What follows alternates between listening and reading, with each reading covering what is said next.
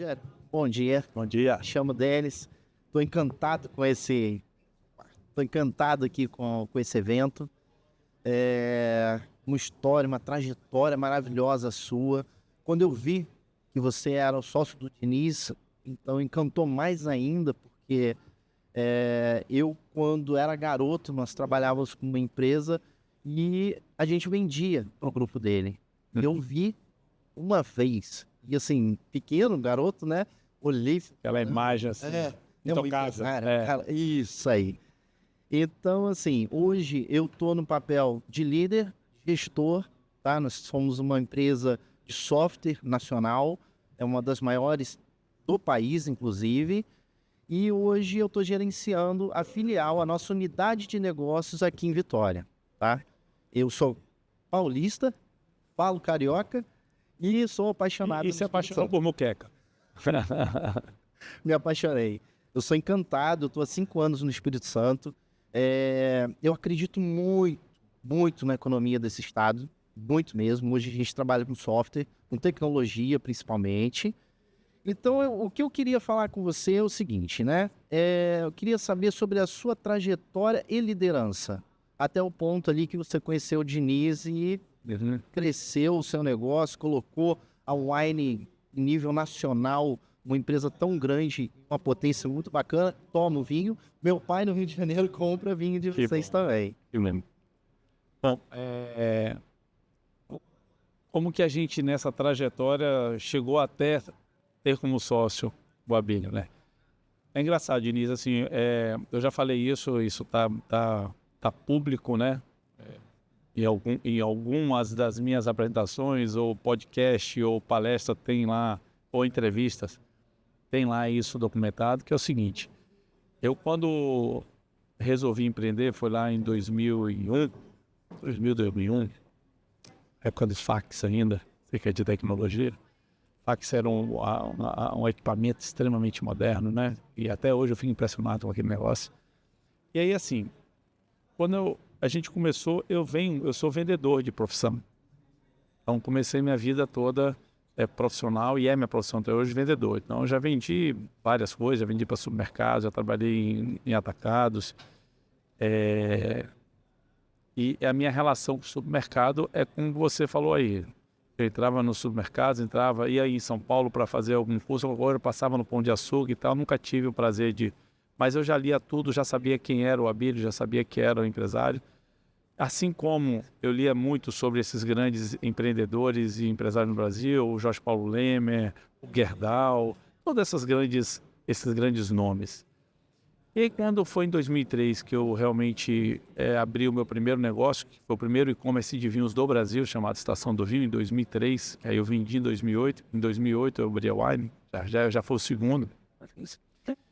Lá em 2003, na minha agenda, eu escrevi, né, eu tenho ela até hoje, eu escrevi que um dia a gente ia vender ou ia ser sócio do Jorge Paulo Lemer ou do Abílio Diniz. Isso virou uma meta. Mas era uma meta sonho do empreendedor que queria estar ligado e próximo a um grande empresário, né? A gente estava aqui no Espírito Santo, eu venho do interior da Bahia, então eu sempre pensei muito grande.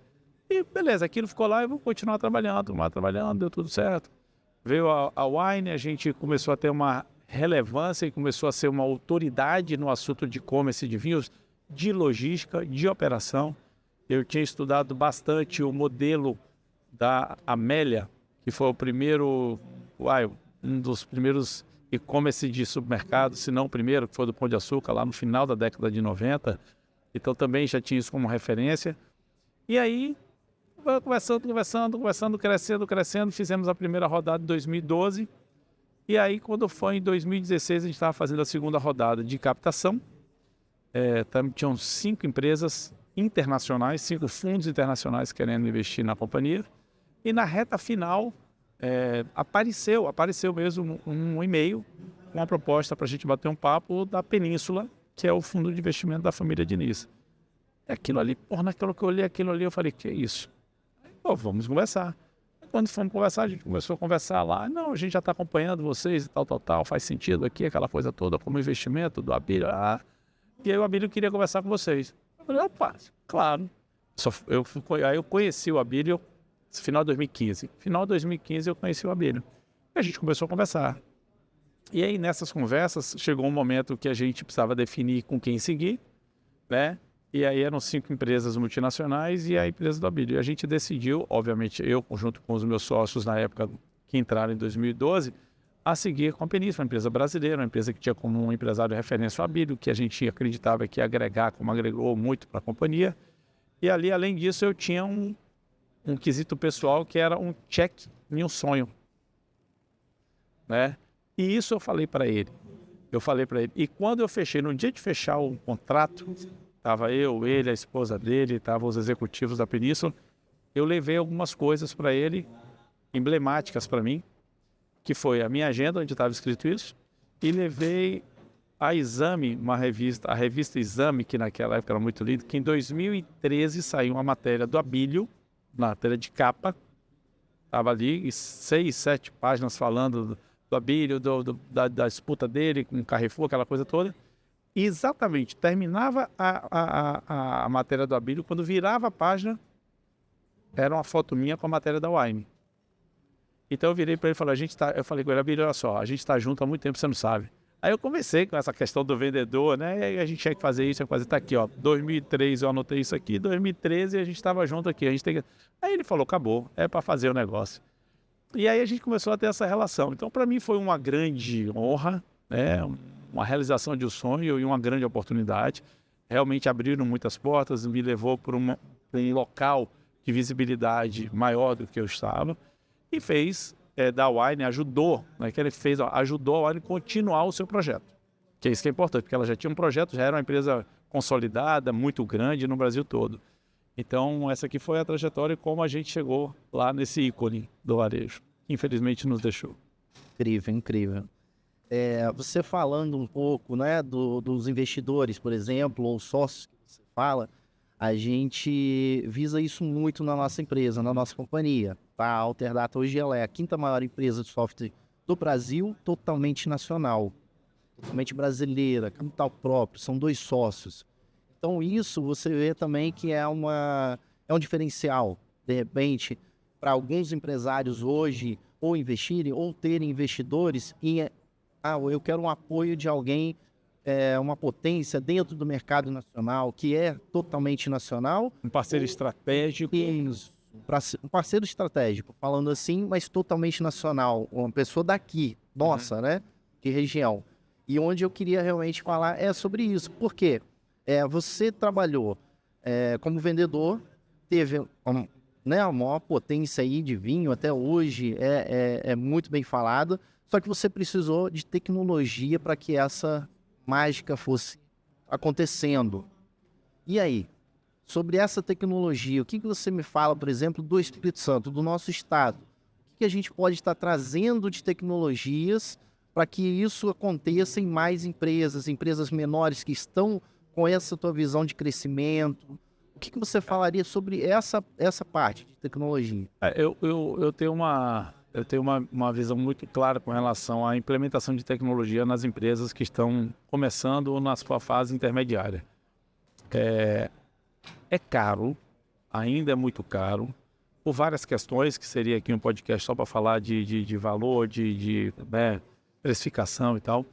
Mas assim, as empresas de tecnologia precisam de alguma forma entender e criar produtos que façam com que essas empresas que estão começando, empresas médias, dê os saltos. E que nestes saltos elas entendam e vivenciem a importância da tecnologia para que esses saltos aconteçam, para que ela possa escalar, para que ela tenha uma gestão melhor, para que ela seja uma empresa mais eficiente. Porque no final do dia, se a gente não tiver tecnologia, fica muito difícil. A tecnologia é a ferramenta que faz a gente escalar. É a ferramenta que faz a gente ter uma gestão mais, vamos dizer, mais consolidada, mais eficiente.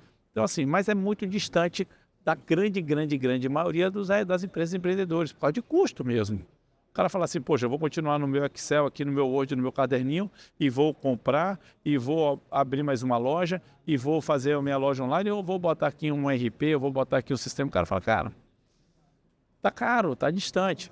Então, assim, e aí eu não quero entrar no mérito do quanto custa, eu quero entrar no mérito seguinte: existe um mar infinito no país Brasil de oportunidade para as empresas criarem essa ponte do momento ali que a pessoa está começando ao momento onde ela vai ter realmente a condição de tomar uma decisão de eu quero ir para um sistema mais robusto, eu quero ir para um sistema já internacionalizado, eu quero ir para isso. Só que nessa hora que ela for tomar a decisão, ela vai lembrar, porque com certeza lembra, de quem o acompanhou até ali.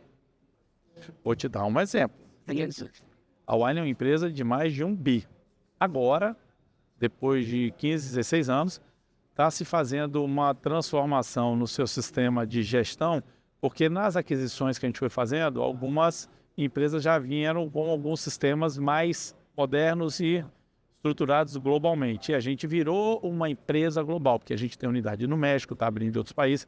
Então, a necessidade é uma. Só que até agora, a gente está com a mesma empresa que a gente começou, que era uma empresa pequenininha, que cresceu demais e que se estruturou e que a gente acompanhou, ela acompanhou e a gente foi ali, foi de braços dados. Então tem isso, tem essa questão ali do, tamo junto. Mas eu acho que tem uma oportunidade muito grande, cara, muito grande. Eu imagino que seja difícil, eu imagino. Mas aqui é uma oportunidade de você fomentar a tecnologia nas empresas que estão começando e que estão na fase intermediária, porque elas precisam. E aí você imagina a quantidade de crescimento ou de empresas que vão se transformar em empresas nacionais e globais a partir de uma parceria realmente preocupada, tecnológica, para que aquilo aconteça. Então, a gente ainda está meio distante, porque não só pelo custo, mas pelo desenho que foi feito, né, no Brasil. Está todo mundo querendo brigar e disputar um mercado aqui das grandes ou médias, não sei. Mas está pouca gente aqui olhando, de fato, com produtos qualificados, tecnologicamente qualificados, nas empresas médias. Muito bacana. Tá? Obrigado. Obrigado a você. Obrigado, prazer. Rogério. Um prazer te conhecer. Mais uma vez, estou batendo aqui no microfone. Obrigado, sucesso, tá? Obrigado, sucesso Valeu. para você também.